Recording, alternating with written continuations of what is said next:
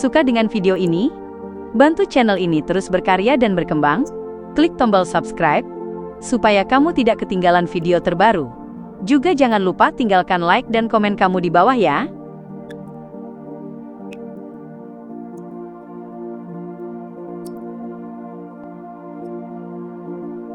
Bab 612. Dalam genggaman, dua lampu jalan di kedua sisi jembatan batu menerangi jalan dengan senyap, tetapi mereka tak mampu mengusir kegelapan di bawahnya. Hanya cahaya bulan merah tua dari ketinggian, yang nyaris bisa menerangi tanah coklat itu.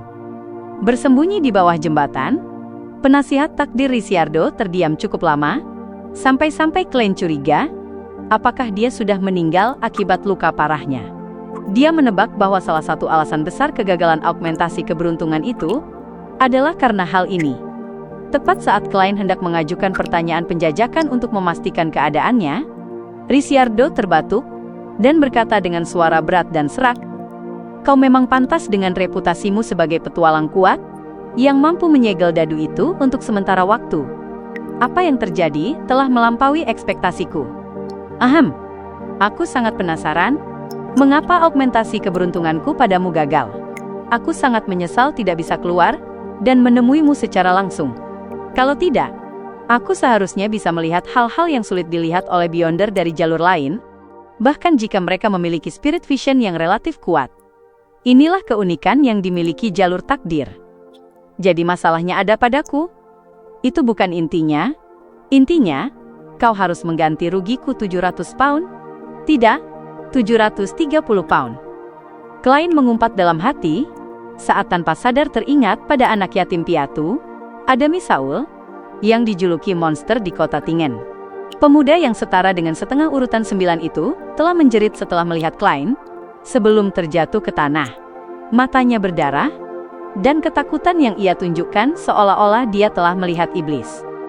Ini karena keunikan jalur Wheel of Fortune merupakan bagian dari keilahian, jadi dia melihat ada sesuatu yang salah denganku. Dia melihat sesuatu yang berkaitan dengan kabut abu-abu. Sayangnya, penasihat takdir ini terluka cukup parah, dan memiliki domain kesialan di sekitarnya. Tidak mungkin baginya untuk membantuku memeriksaku. Aku harus bertanya pada Snake of Fate Will Auseptin saat aku kembali. Mungkin dia tahu sesuatu. Namun, jalur ini memang memiliki sifat penipu. Dia mungkin tidak akan menjawabku secara langsung, dan besar kemungkinan akan menjawab dengan samar-samar. Klein mempertahankan sikap tanpa ekspresi dan berkata, "Lalu, apa rencanamu?" Ricciardo menghela napas dan berkata, "Bawa Dark Wheel ke sini. Aku akan mengaugmentasinya dengan keberuntungan baik, dan membuatnya memenangkan uang di kasino atas namamu."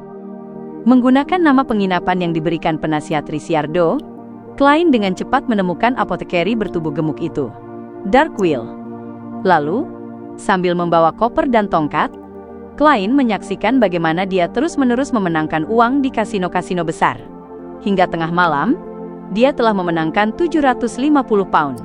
Setelah menerima sisa 730 pound itu, Klein menyadari sebuah masalah. Alasan kegagalan augmentasi keberuntungan itu adalah karena dirinya.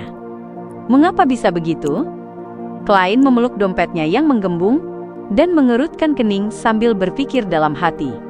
Dia dengan cepat teringat pada kabut abu-abu keputihan yang tipis, dan tak terlihat di sekelilingnya, lalu menyadari alasannya. Setelah naik ke Faceless, kabut abu-abu telah menyatu dengan realitas sampai tingkat tertentu.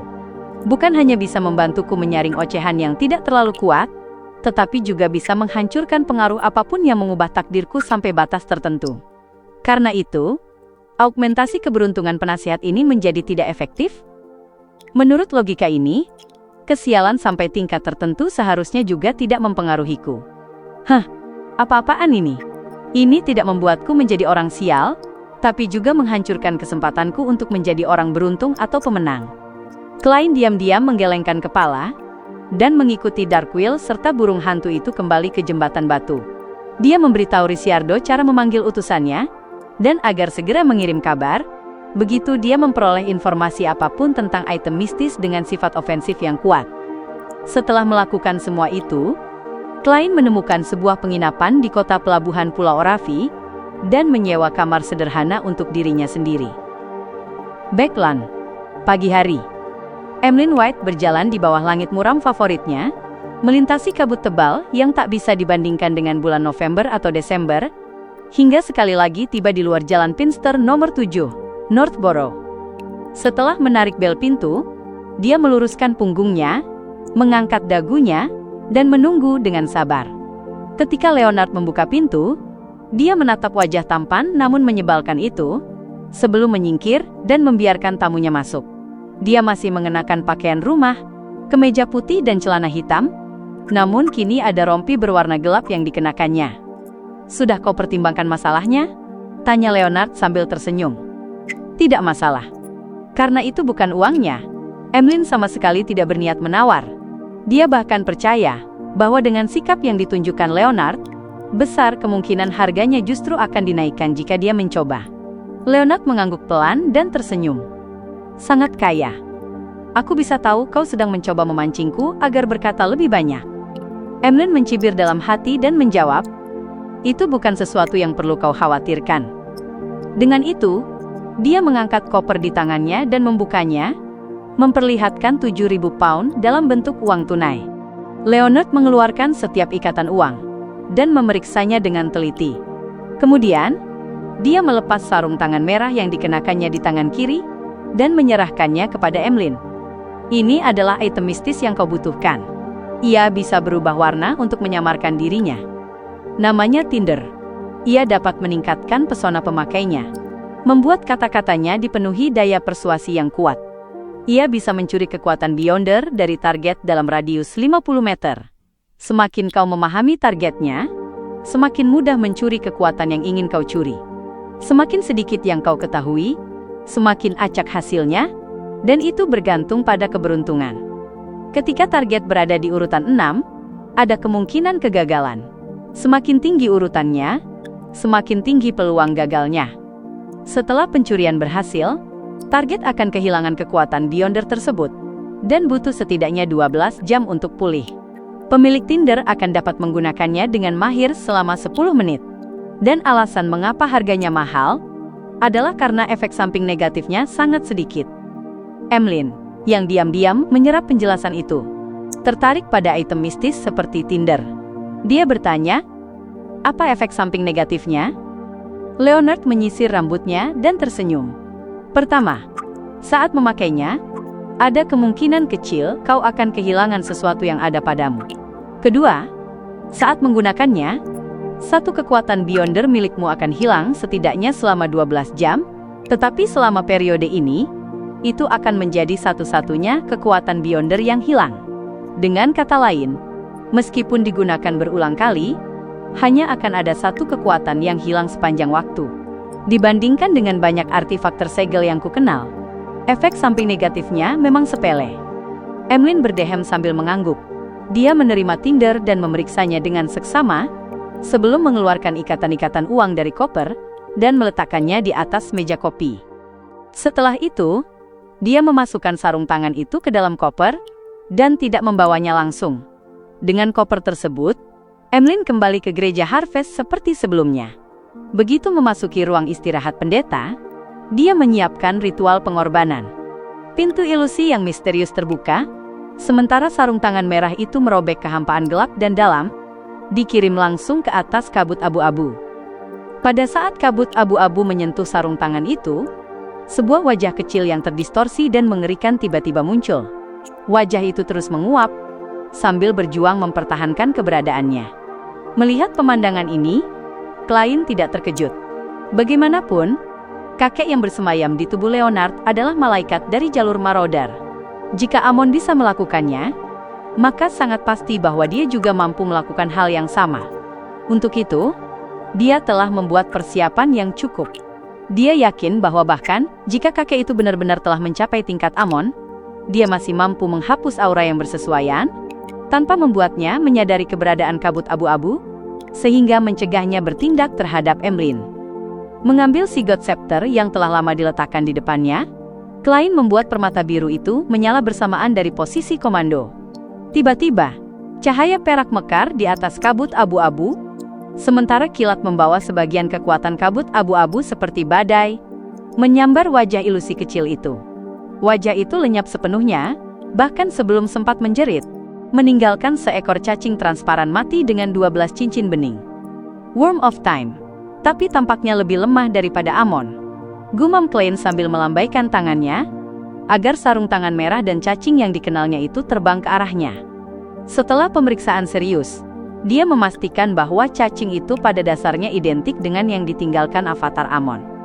Kakek penyair kesayanganku berada di urutan yang sama dengan Amon. Urutan 1? Tidak. Belum tentu. Mungkin ini adalah ciri unik dari salah satu urutan awal. Jika benar urutan 1, gagasan bahwa Amon adalah putra sang pencipta dan raja para malaikat, membuat kemungkinan bahwa dia telah menyatu dengan uniqueness, atau memiliki karakteristik urutan 1 lain menjadi masuk akal. Klein membuat dugaan, tetapi tidak mampu memverifikasinya. Adapun kegunaan Worm of Time yang sudah mati itu, atau kapan spiritualitasnya akan sepenuhnya lenyap, dia hanya bisa melemparkannya ke tumpukan barang rongsokan, karena kurangnya pengetahuan yang relevan. Jalan Pinster nomor 7, Backlund. Leonard Michel duduk di sofa dengan mata terpejam rapat. Kakinya disanggah di atas meja kopi, seolah-olah dia sedang tidur sejenak untuk menebus semalaman terjaga. Setelah waktu yang tak diketahui, dia tiba-tiba membuka mata dan berkata dengan suara tertahan, "Apa yang terjadi? Sudahkah kau memastikan pembeli sebenarnya dari Tinder?" Suara tua terdengar di dalam benaknya. "Aura yang kutinggalkan telah dihapus, sepenuhnya dihapus. Apakah kau menemukan sesuatu?" Leonard menarik kembali kakinya, dan bertanya dengan suara berat. Suara kuno itu menghela napas. "Tidak ada. Semuanya sudah berakhir sebelum aku sempat bereaksi. Jika aku berada dalam kondisi terbaikku, mungkin aku bisa menangkap petunjuk yang relevan. Sayangnya, aku telah berada dalam keadaan lemah selama bertahun-tahun." Leonard terdiam lebih dari 10 detik sebelum menggelengkan kepala. "Kalau begitu, untuk sementara kita anggap saja ini tidak pernah terjadi." Di atas kabut abu-abu, Klein mendengarkan laporan Emlyn dan mencatat informasi mengenai item mistis itu. Dia memainkan sarung tangan bernama Tinder sambil memeriksanya. "Haha, dengan begini, aku akan punya sarung tangan untuk tangan kananku." Dia terkekeh sambil bergumam. Setelah pertimbangan serius, Klein mengurungkan niat untuk segera mengekstraksi korupsi mental True Creator dari All Black Eye. Ini untuk memastikan keberhasilannya, berharap meninggalkan kesempatan itu untuk saat dia meracik ramuan marionetis. Menurut catatan Kota Perak, bahkan tanpa penyaringan kabut abu-abu, prosedur semacam itu tidak bermasalah. Terlebih lagi, dengan kabut abu-abu, tidak akan ada kecelakaan tambahan, bahkan jika itu adalah korupsi mental yang ditinggalkan oleh True Creator. Aku juga bisa menggunakan Tinder secara normal. Ya, saat aku perlu menggunakannya, aku harus meletakkan uang tunai, jam saku, dan item mistis lainnya di atas kabut abu-abu. Aku tidak boleh membiarkan satupun item hilang. Sebenarnya, bahkan jika aku tidak melakukannya, masalahnya tidak terlalu besar. Aku seorang Sheer. Apa aku perlu takut tidak bisa menemukan barang yang terjatuh? Hehe. Dalam pertempuran normal, aku akan memiliki Creeping Hunger di tangan kiri dan Tinder di tangan kanan. Hanya membayangkannya saja sudah terasa mengerikan. Klein menarik kembali pikirannya dan menyadari bahwa segala sesuatu yang berkaitan dengan ramuan urutan 5 marionetis telah siap, kecuali 2 bahan tambahan yang umum.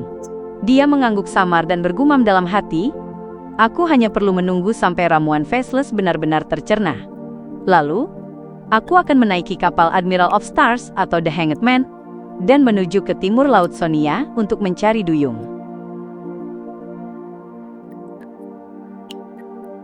Kerajaan Loen, Kabupaten Eastchester, Kota Stone. Setelah meninggalkan Manor, Audrey pindah ke sebuah villa. Seusai menghadiri pertemuan sosial dengan para bangsawan setempat, ia menyuruh pelayannya pergi ke Bank Farfat untuk menarik sejumlah uang tunai. Ia tak perlu lagi mengkhawatirkan hal itu. Dengan mudah, ia bisa melunasi 2.000 pound yang ia utangkan kepada utusan yang diberkati Tuan Full, dan juga 1.800 pound yang ia utangkan kepada Tuan World untuk karakteristik psikiatris. 15 menit kemudian, Audrey membuka pintu kamar tidurnya dan melirik pelayan pribadinya. Annie, yang sedang mengawasi para pelayan lain bekerja. Ia menunduk menatap Golden Retriever yang duduk di sisi dinding dan tersenyum. Sambil menahan suaranya, ia bertanya dengan mata berbinar. Susie, sebentar lagi kau akan menerima sebuah hadiah. Kau menantikannya kan? Jika di masa lalu, Audrey pasti akan langsung berkata, Susie, hadiahmu sudah datang. Sehingga Golden Retriever itu menyadari bahwa ia juga bisa menemukan benda sebenarnya di dalam kamar. Jika tidak demikian, akan sangat mudah bagi Susie, yang telah mempelajari dasar-dasar mistisisme, untuk menebak bahwa Audrey telah menggunakan sihir ritual. Dengan struktur kalimat yang baru ini, situasinya bisa saja berubah menjadi Audrey menerima surat misterius atau kabar di kamar tidurnya, sebagai konfirmasi bahwa hadiah itu akan segera dikirim. Kemungkinannya menjadi terlalu banyak. Susie dapat membaca kegembiraan dan ketulusan yang ada di dalam hati Audrey. Tanpa sadar ia membuka mulut, berharap bisa menggetarkan udara untuk menghasilkan suara.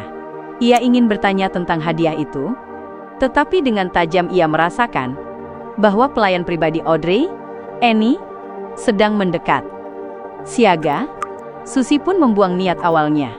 Ia kembali ke keadaan seekor anjing biasa, perlahan mengibaskan ekornya, untuk mengekspresikan kegembiraan dan antisipasi. Setelah mencari alasan untuk keluar, Audrey memasuki sebuah laboratorium kimia, yang secara khusus ia tandai untuk dirinya sendiri. Ia meletakkan karakteristik psikiatris dan bahan-bahan tambahan di atas meja. Susie, apakah kau masih ingat proses meramu-ramuan? Ia berdeham dan menegakkan punggungnya, dengan bersemangat memainkan peran sebagai seorang guru. Guk! Aku ingat. Susie sudah tahu apa hadiah yang akan ia terima. Dalam kegembiraannya, ia menggonggong. Audrey menambahkan, cobalah meramunya sendiri. Susie menunduk menatap kedua cakarnya, dan tiba-tiba terdiam. Audrey tertegun. Lalu keheningan singkat pun menyusul. Beberapa detik kemudian, sebelum Golden Retriever itu bisa berbicara, Audrey menutup mulutnya tanpa reaksi aneh apapun, dan terkikik. Baiklah Susie, tak perlu mengatakan apa-apa. Aku tahu apa yang ingin kau katakan. Kau ingin menyatakan bahwa kau hanyalah seekor anjing, dan tidak mampu meramu ramuan benar? Memalukan sekali. Pada saat yang sama, Audrey, yang di luar tampak anggun dan mempesona, menepuk wajahnya sendiri di dalam hati. Guk! Susie mengangguk dengan kuat. Audrey memanfaatkan kesempatan itu untuk berbalik. Tak lama kemudian, ia pun selesai meramu ramuan psikiatris. Ia sebelumnya telah bertanya pada Susie, dan mengetahui bahwa Susie sudah selesai mencerna ramuan pada hari Rabu. Kurang dari 2 bulan. Ya, sebagian besar alasannya karena Susie tidak diperhatikan orang. Ia bisa berlari kemanapun di manor atau villa, dan menguping, memungkinkannya membaca pikiran sejati para pelayan. Itu juga bagus, ia selalu membagikan potongan informasi itu kepadaku. Jika bukan karena dia, aku tidak akan mengetahui sisi gelap banyak orang, yang biasanya tampak normal dan baik. Audrey menuangkan ramuan itu ke dalam sebuah mangkuk, dan meletakkannya di lantai. Ia menyaksikan Susie berjalan mendekat, dan mulai menjilati ramuan itu, tak mampu menahan antisipasi di dalam hatinya. Susie mungkin akan terpengaruh oleh ramuan, dan menjadi tidak stabil. Tapi tidak apa-apa, Nona Audrey sang psikiatris sudah siap menggunakan plakat kapan saja. Ya, aku lebih menyukai nama psikoanalisis. Kedengarannya lebih profesional. Audrey menatap Susie dengan mata hijau zamrudnya yang indah, dengan sangat serius, dan mendapati bahwa pupil Susie perlahan memudar, lalu berubah vertikal. Sisik-sisik emas gelap seolah tumbuh di bawah bulunya yang tebal. Dan spiritualitas milik Susie terus memancar keluar, seakan-akan berjalin dengan seluruh ruang villa. Setelah menenangkan emosinya yang agak tegang, Audrey mengamati kondisi Susie dengan seksama. Selama terjadi sesuatu yang tidak normal pada Susie, ia akan segera menggunakan kekuatan Beyonder, psikoanalisis. Tiba-tiba, suara Susie terdengar di telinganya. Audrey, aku sudah selesai. Audrey sejenak tidak tahu harus berkata apa. Dalam mimpinya, Daisy kembali ke Eastborough, dan ke apartemen lama tempat ia tinggal bertahun-tahun. Ia mendorong pintu terbuka dan melihat ibunya. Liz, serta adiknya, Freya, sedang dengan tekun mencuci pakaian.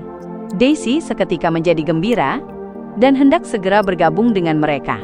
Ia bertanggung jawab menyetrika pakaian. Pada saat itu, ia mendengar ketukan di pintu. Ia menoleh dan menyadari bahwa tamu itu adalah seorang pemuda berseragam polisi hitam putih bermotif kotak-kotak. Polisi itu berrambut hitam dan bermata hijau, dengan wajah yang agak buram. Ia memegang buku catatan dan pena tinta, lalu bertanya, "Dalam kasus Kevin, selain yang telah kamu sebutkan, adakah hal lain yang tidak kamu sampaikan kepada kami?" "Itu semua tidak penting," jawab Daisy dengan agak linglung. Polisi tampan itu menunduk melihat buku catatannya dan berkata, "Tidak apa-apa. Aku bersedia mendengarkan." Daisy kembali menatap pakaian yang tergantung, merasa seolah ia telah melupakan beberapa instruksi. Ia dengan jujur menceritakan berbagai hal sepele. Pada akhirnya, ia berkata, "Setelah aku diculik, ibuku dan adikku menyewa seorang detektif swasta untuk mencariku. Namanya Tuan Sherlock Moriarty. Dia orang baik.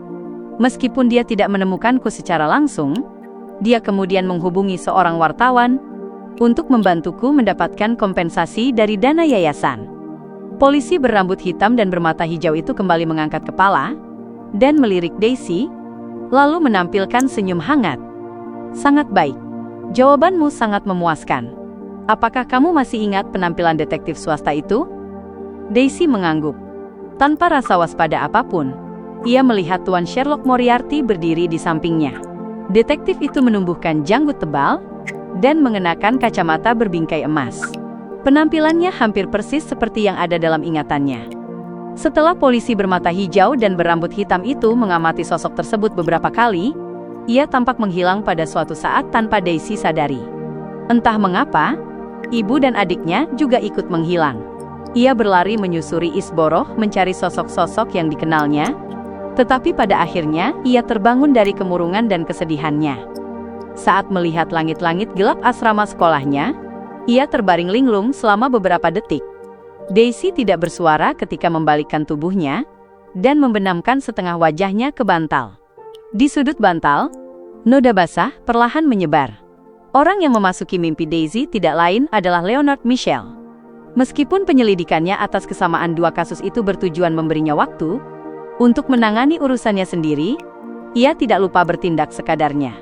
Pada akhirnya, ia benar-benar menemukan sebuah masalah. Dalam kasus Lanevus dan Kevin, seorang detektif swasta bernama Sherlock Moriarty terlibat, termasuk temannya, reporter Mike Joseph. Meskipun mereka hanya muncul di pinggiran perkara ini, itu tetap merupakan arah penyelidikan. Sherlock Moriarty itu terlihat agak familiar. Buronan yang mana dia? Leonard mengingat apa yang ia lihat dalam mimpi, sambil mengenakan sarung tangan merahnya, dan memasuki ruang bawah tanah Katedral Saint Samuel. Baru saja ia menyapa Kapten Tim. "Sus," ia melihat seorang rekan mendekat, dan menyerahkan 2 lembar kertas tipis kepadanya. "Informasi mengenai pria bermata merah dari gereja Harvest semuanya ada di sini." "Terima kasih. Mau makan siang bersama?" tanya Leonard sambil tersenyum. Nighthawk itu mengangkat bahu dan berkata, "Tidak, asalkan kau berhenti membuatku mengalami mimpi buruk." "Sepakat." Leonard tersenyum sambil menerima berkas tersebut. Ia berdiri di tempat tanpa tergesa-gesa untuk duduk, sambil membacanya secara santai. Emlyn White, seorang vampir, saat ini berada di bawah yurisdiksi gereja Mother Earth. Ia pernah menghilang selama suatu periode waktu. Orang tuanya menyewa detektif swasta untuk mencarinya. Berkat seseorang bernama Tuan Stuart, masalah ini akhirnya diselesaikan oleh detektif terkenal, Sherlock Moriarty. Senyum Leonard perlahan membeku, ekspresinya berubah serius. Sherlock Moriarty? Ia mengulang nama itu di dalam benaknya. Klien tidak terburu-buru mencari kesempatan untuk melakukan akting sejati. Ia berkeliling kota pelabuhan Pulau Oravi dengan pola pikir seorang turis, menemukan momen relaksasi yang singkat dan langka dalam kehidupannya yang penuh ketegangan. Kota ini sebagian besar dihuni para imigran dari Loen. Masakannya tidak jauh berbeda dari pesisir timur kerajaan. Satu-satunya perbedaan adalah adanya buah-buahan langka dan berbagai jenis makanan laut, sebuah ciri khas kota ini. Tempat ini kaya akan sumber daya alam, dan terletak di lokasi penting pada rute laut aman. Standar hidupnya cukup baik. Bahkan para petani di pinggiran kota pun dapat menabung sejumlah uang dari kebun buah mereka. Ini bukan berarti Oravi tidak memiliki orang miskin atau kelas bawah. Kelompok ini terutama terdiri dari para mantan budak. Parlemen Loen telah lama menghapus perbudakan. Setelah mengunyah buah yang berair dan manis, Klein menyaksikan langit berubah gelap. Ia berbelok di sudut jalan dan memasuki sebuah bar bernama Sweet Lemon. Itu adalah tempat berkumpul yang terkenal bagi para petualang di Oravi. Klein berencana membeli 2 bahan tambahan marionetis yang tersisa, kulit pohon drago yang relatif umum, dan air mata air emas Sonia. Saat itu, bar tersebut cukup ramai. Banyak orang mengangkat cangkir di sekitar ring tinju sambil bersorak keras. Di meja-meja sekelilingnya duduk orang-orang yang tampak seperti petualang, sedang membicarakan berbagai rumor dengan suara pelan.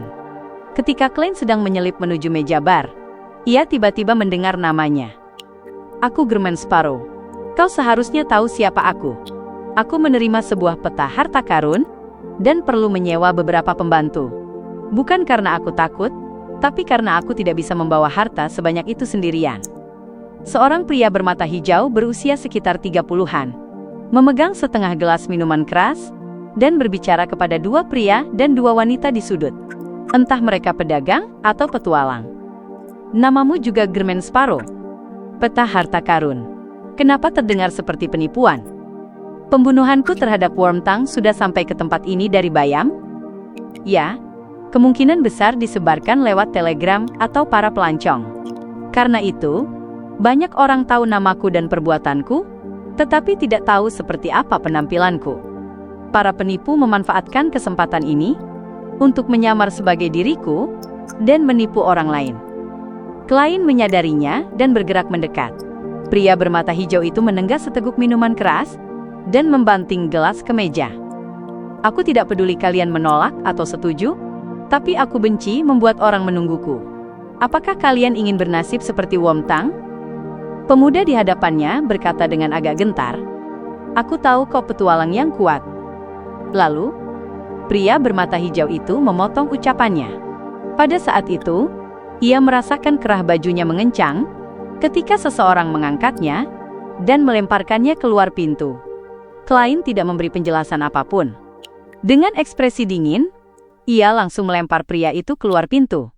Kemudian, ia menarik revolvernya dan membidik tempat pria itu terjatuh di tanah.